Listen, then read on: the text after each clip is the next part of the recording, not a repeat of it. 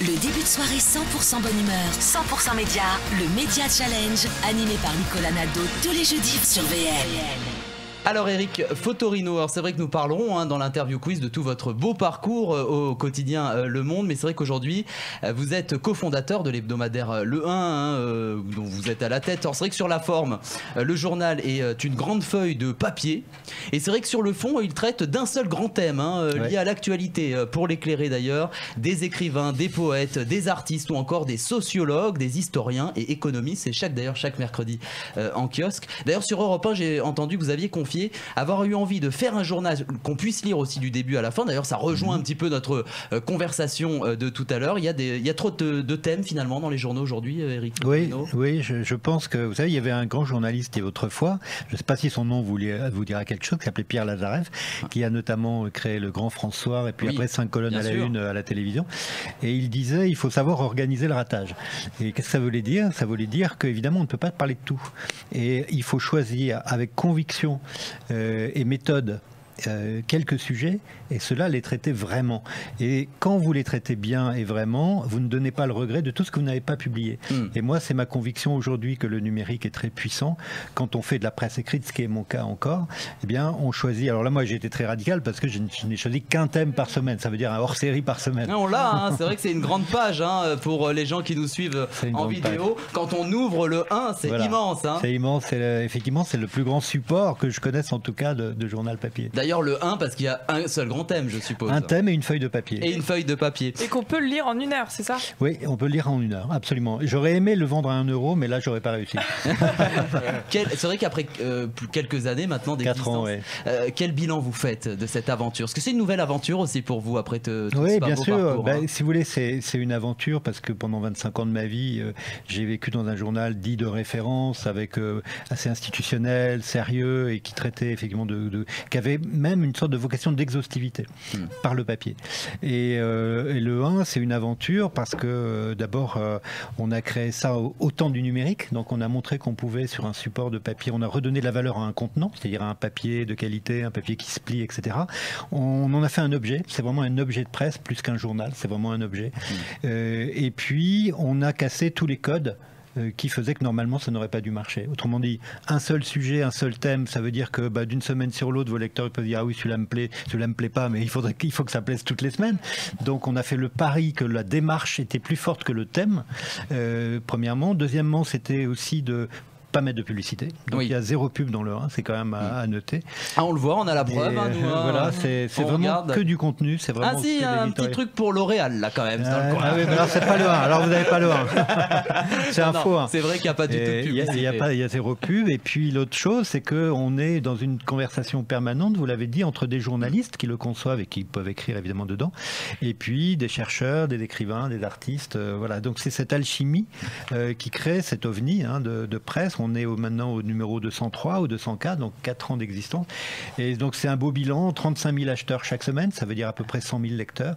Et puis ça marche bien. Et voilà. Des lecteurs d'ailleurs même qui collectionnent le 1, c'est devenu un objet de collection. Voilà, alors c'est vrai que ça c'est une des surprises qu'on a eues, et des bonnes surprises, c'est que beaucoup surtout ceux qui s'abonnent, quand on les voit s'abonner à un moment donné, assez vite ils reviennent vers nous en nous disant j'aimerais bien avoir ceux d'avant. Ah oui. Et donc on a constitué des stocks, et de manière à servir tous ceux qui veulent avoir des collections. Alors d'ailleurs, Eric Fotorino, quand j'ai été acheter le 1, c'est vrai que souvent quand un hebdomadaire, la date est dépassée, on l'enlève, on remet le nouveau. Et le 1, j'ai fait 2 kiosques, celui à côté de chez moi et celui tout à l'heure où j'ai été prendre le tout dernier. Et il y a les anciens numéros du 1 également qui sont exposés. Je suppose que c'est les lecteurs qui le demandent. Exactement. Si vous voulez, j'avais fait au départ un hebdomadaire. Évidemment, comme il est à la fois, il est très, il a sa pub chaude, enfin plutôt, il a sa couve chaude. Il y a les campagnes de pub dedans. Donc au bout d'une semaine, il peut pas se cannibaliser. Nous, effectivement, les thèmes qu'on traite, la semaine d'avant, c'était Macron contre Macron, dérive autoritaire ou pas. C'est celui juste d'avant. C'est pas périmé. Donc il n'y a aucune raison de pas le. Voilà. Et donc les lecteurs continuent de les demander. Et vous avez aussi critiqué récemment la gestion du premier distributeur de presse en France, ça s'appelle Prestalis, qui récupère 2,25% 50% supplémentaires des bénéfices des ventes de presse pour éviter finalement du chiffre d'affaires, effectivement, pour éviter cette faillite. Comment s'est réglé ce conflit? Il ne s'est pas réglé. Ce que je peux vous dire, c'est que cette année, tout mon bénéfice va être absorbé par cette machine folle. Autrement dit, le 1 marche très bien, mais tout ce que je vais dégager de marge, effectivement, ça va être pour Prestalis, une société qui n'a pas su se gérer et qui a un trou de 350 millions d'euros de fonds propres négatifs. Donc ça ne se règle pas, ça ne se règle que par la ponction sur la presse écrite, tous les journaux. Et donc ça fait peser évidemment un couvercle très lourd parce que ça va durer jusqu'en 2033.